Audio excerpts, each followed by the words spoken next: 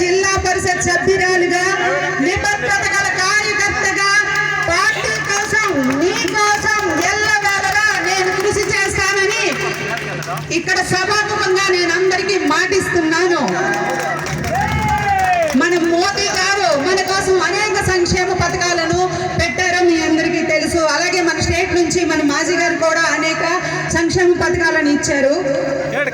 నేను ఈరోజు మీ అందరికీ మాటిస్తున్నాను, మన మోదీ గారి పథకాలు మరియు మాజీ గారి ఆశయాలు మరి మన నారాయణరావు సార్ గారి ఆశను కోరికను గడప గడపకి తీసుకెళ్తానని మీ అందరికీ సభాముఖంగా ప్రమాణం చేస్తున్నాను.